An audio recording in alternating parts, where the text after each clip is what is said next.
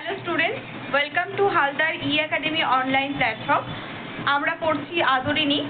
আগের দিনে ক্লাসে আমি তোমাদেরকে পড়িয়েছি যে আদরিণীকে নিয়ে কিন্তু মুখুজ্জেমশাই ভাবছেন যে ভাড়া দেবেন এবং সেই ভাড়া যে টাকা, সেই টাকা দিয়ে কিন্তু সে তার সংসার খরচ চালাবেন এবং সেই কথা মতোই কিন্তু সে আদরিণীর একটা বিজ্ঞাপন দেয় এবং সেই বিজ্ঞাপন অনুযায়ী আদরিণীকে ভাড়া খাটানো হয়।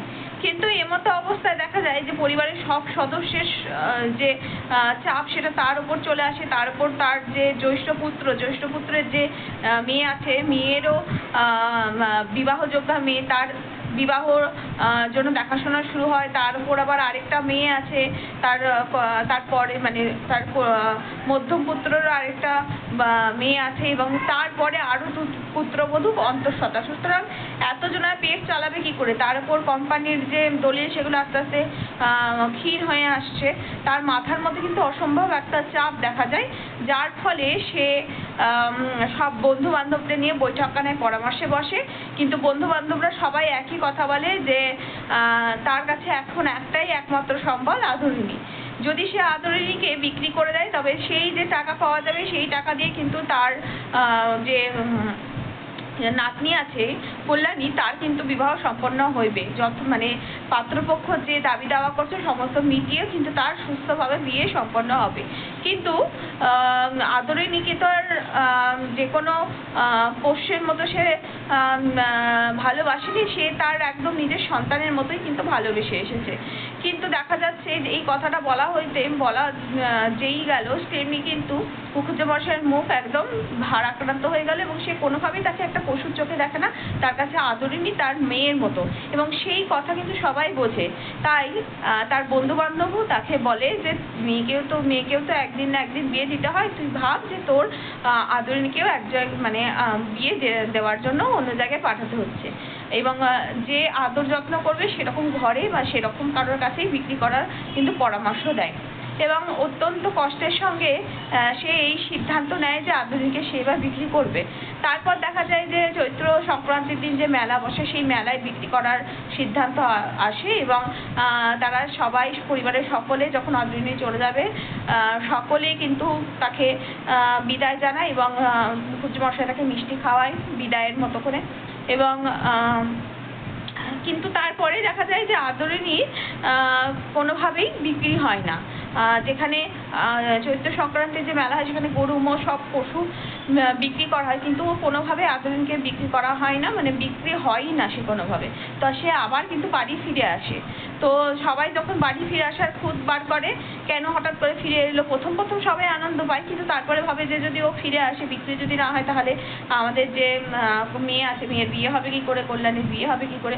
তখন সে সবাই পরামর্শ দেয় বা সবাই বলে, যা হয় স্বাভাবিকভাবে সবাই বলে যে যেহেতু যাওয়ার সময় আমাদের মুখুজ্জেমশাই বলেছে যে যাও মেলায় ঘুরে এসো, তাই কিন্তু সেই কথা বেদবাক্যের মতো ফলে গেছে এবং তার জন্য কিন্তু আদরিণী আবার ফিরে এসছে না বিক্রি হয়ে। তো এতদূর আমরা আগের ক্লাসে পড়েছিলাম। তো আজকে আমরা তার পরের অংশটুকুনি থেকে ক্লাসটা শেষ করব। আজকে আমরা পুরো আদরিণীটা কিন্তু পড়াটা পুরো যে আমাদের অধ্যায় আছে আদরিণী পুরো অধ্যায়টা শেষ করব। তো চলো আমাদের আজকের ক্লাসটা শুরু করা যাক। তো দেখো, আজকে আমরা এখান থেকে ক্লাসটা শুরু করব। আগের দিন আমরা এখানে শেষ করেছিলাম, তো আজকে আমরা এখান থেকে ক্লাসটা শেষ করব। তো দেখো কি বলেছে যে বামুনের হাটের মেলা ভাঙিয়া সেখান হইতে আরো 10 ক্রোশ উত্তরে রসুলগঞ্জে সপ্তাহব্যাপী আর এক মেলা হয়। যে সকল গো মহিষাদি বামুনহাটে বিক্রি হয় নাই সেসব রসুলগঞ্জে গিয়ে জমে। সেইখানেই আদরিণীকেই পাঠাইবার পরামর্শ হলো। তো কি হলো, যেহেতু দেখা গেল যে বামুনহাটের মেলায় সে বিক্রি হলো না, তাই তার তো একটা ব্যবস্থা করতে হবে। কোথায় বিক্রি করবে না, আরেকটা তাদের রসুলগঞ্জে সপ্তাহব্যাপী মেলা হয়, তাই তারা ঠিক করে যে সেই মেলাটা গিয়ে কিন্তু আদরিণীকে বিক্রি করা হবে। তাই যে সমস্ত যে গো মহিষাদি ভেড়া বা ঘোড়া এরা বিক্রি হয় না বামুনহাটের মেলায়, তারাও কিন্তু ওই রসুলগঞ্জের যে মেলা হয় সেই মেলায় কিন্তু তাদেরকে বিক্রি করা হয়। তাই কিন্তু তাকে আদরিণীকে কিন্তু সেখানে পাঠানোর কিন্তু পরামর্শ করা হলো। আজ আবার আদরিণী মেলায় যাইবে। আজ আর বৃদ্ধ তাহার কাছে গিয়ে বিদায় সম্ভাষণ করিতে পারিলেন না। রীতিমতো আহারাদির পর আদরিণী বাহির হইয়া গেল। কল্যাণী আসিয়া বলিল, দাদামশাই, আদর যাওয়ার সময় কাঁদছিল। এই কথাটা কল্যাণী যখনই বলেছে, সে তো আদরিণীকে তার সন্তানের চোখে দেখে, তার মেয়ের মতো ভালোবাসে, তো যখনই শুনলো যে তার মেয়ে যাওয়ার সময় কেঁদেছিল, তার পিতৃ হৃদয় কিন্তু হঠাৎ করে ব্যাকুল হয়ে যায়। মুখোপাধ্যায় শুইয়াছিলেন, উঠিয়া বসিলেন, বলিলেন, কি বললি? কাঁদছিল? অর্থাৎ সে শুনেই একদম অবাক হয়ে গেছে, কারণ আগের দিন যাওয়ার সময় সে কাঁদেনি, কোনোভাবে কোনো কিছু বুঝতেও পারেনি, কিন্তু আজ কেন হঠাৎ করে কাঁদলো? মানে মেয়ের চোখের এই জল দেখে কিন্তু তার মন স্থির থাকতে পারলো না। তখন কল্যাণী বলছে, হ্যাঁ দাদামশাই, যাওয়ার সময় তার চোখ দিয়ে টপ টপ করে জল পড়তে লাগলো।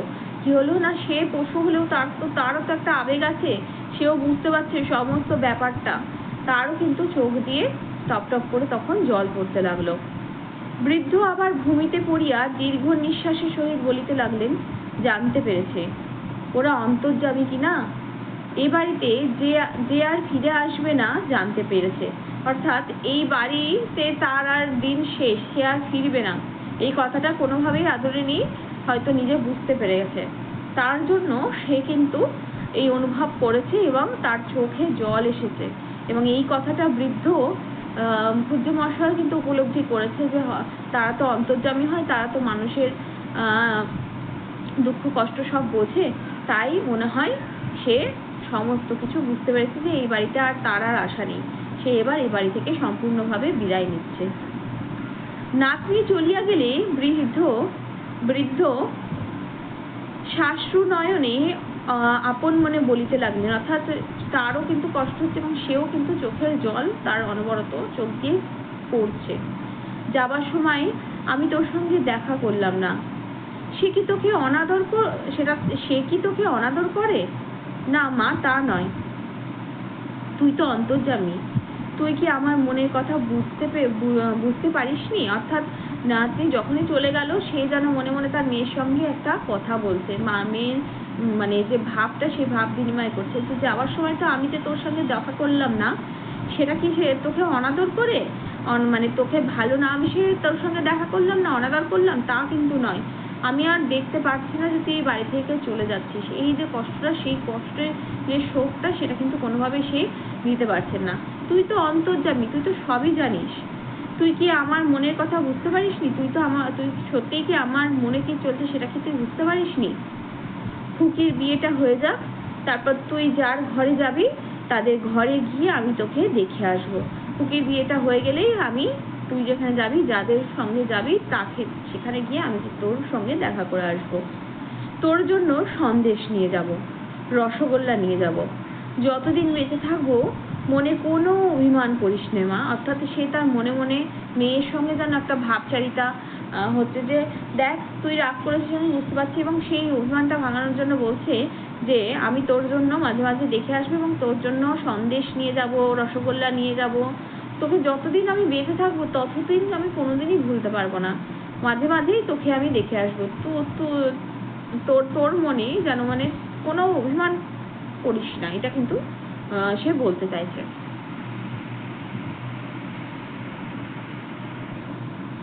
শেষ এবং সপ্তম পরিচ্ছেদ। পরদিন বিকালে একটি চাষি লোক একখানি পত্র আনিয়া মুখোপাধ্যায় মহাশয়ের হস্তে দিল। একটা চাষি কি করলো, একটা পত্র, একটা কাগজ এনে মুখোপাধ্যায় মহাশয়ের হাতে দিল। পত্র পাঠ করিয়া ব্রাহ্মণের মাথায় যেন বজ্রপাত হইল। মধ্যমপুত্র লিখিয়াছে, বাটি হইতে 7 ক্রোশ দূরে আসিয়া কল্ল বিকালে আদরিণী অত্যন্ত পীড়িত হইয়া পড়ে। সে আর পথ চলতে পারে না। রাস্তার পার্শ্বে এক আম বাগানে শুইয়া পড়িয়াছে। তাহার পেটে বোধহয় কোনো বেদনা হইয়াছে।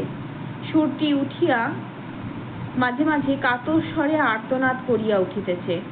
মাহুত যথাবিদ্যা সমস্ত রাত্রি চিকিৎসা করিয়াছে, কিন্তু কোনো ফল হয় নাই। বোধ হয় আদরিণী আর বাঁচবে না।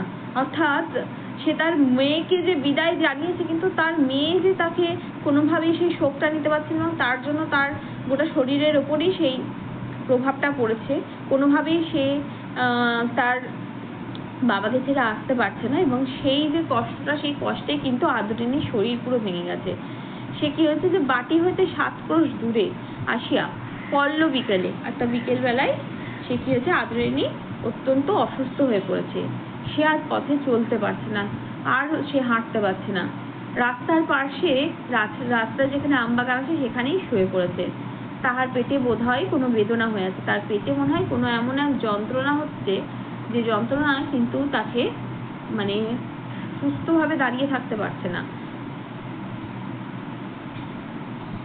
সুরটি উঠে মাঝে মাঝে কাতর স্বরে সে আর্তনাদ করছিল, এবং মাহুত যথাবিদ্যা সমস্ত রাত্রি চিকিৎসা করলো, কিন্তু কোনো যেন ফলই হলো না, এবং সে সম্ভাবনা করছে যে আদরিনী হয়তো আর কোনো বাঁচবে না। এবং তারপরে বলছে, যদি মরিয়া যায় তবে তাহার শবদেহ প্রথিত করিবার জন্য নিকটেই একটু জমি বন্দোবস্ত লইতে হইবে।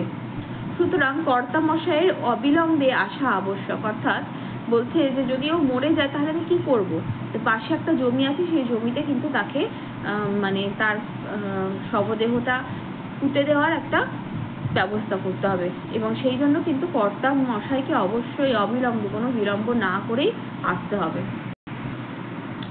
তারপরে বলছে, বাড়ির মধ্যে উঠানে পাগলের মতো পায়চারি করিতে করিতে বৃদ্ধ বলিতে লাগিলেন, আমার গাড়ির বন্দোবস্ত করে দাও, আমি এক্ষুনি বেরোবো। আদরের অসুখ যাতনায় সে ছটফট করছে, আমাকে না দেখতে পেলে সে সুস্থ হবে না, আমি আর দেরি করতে পারবো না। অর্থাৎ তার কোনাও গিয়ে মনে হচ্ছে যে শেষ দেখায় যেহেতু আমার সঙ্গে তার দেখা হয়নি, সেই কারণেই মনে হয় সে অসুস্থ হয়ে পড়েছে, এবং সবাইকে মানে তাড়াহুড়ো করে সে কিন্তু তার মেয়ের কাছে উপস্থিত হতে চাইছে, যাতে তার মেয়ে তাকে দেখে সুস্থ হয়ে ওঠে। তখনই ঘোড়ার গাড়ির বন্দোবস্ত করিতে লোক ছুটিল। রাত্রি 10টার সময় গাড়ি ছাড়িল। জ্যৈষ্ঠ পুত্র সঙ্গে গেলেন। পত্রবাহক সেই চাষি লোকটিও কোচ বাক্সে বসিল। অর্থাৎ কি হলো, সবাই মিলে কিন্তু তার যে যাত্রাপথ, সেই যাত্রাপথে যাওয়ার জন্য আর বিলম্ব করলো না, এবং বেরিয়ে গেল।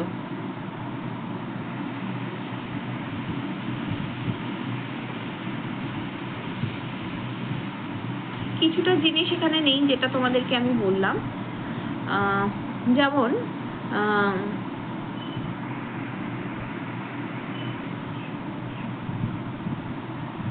তারপরে দেখো বলছে যে বধূরা অনেক কষ্টে বৃদ্ধকে একটু দুগ্ধ মাত্র পান করিতে সমস্ত হইলেন। রাত্রি 10টার সময় গাড়ি ছাড়িল। চৈত্রপুত্র গেলেন, পত্রবাহক সেই চাষি লোকটিও কোচবাক্সে বসিল। এবং তারপর কি হলো না, পরের দিন প্রভাতে গন্তব্যস্থলে পৌঁছিয়া বৃদ্ধ দেখিলেন সমস্ত শেষ হয়ে গিয়েছে। মানে তার এতটাই দেরি হয়ে গেছে যে কোনোভাবেই আদরিনী তার পিতাকে না দেখে সে শেষ নিঃশ্বাস ত্যাগ করে ফেলেছে।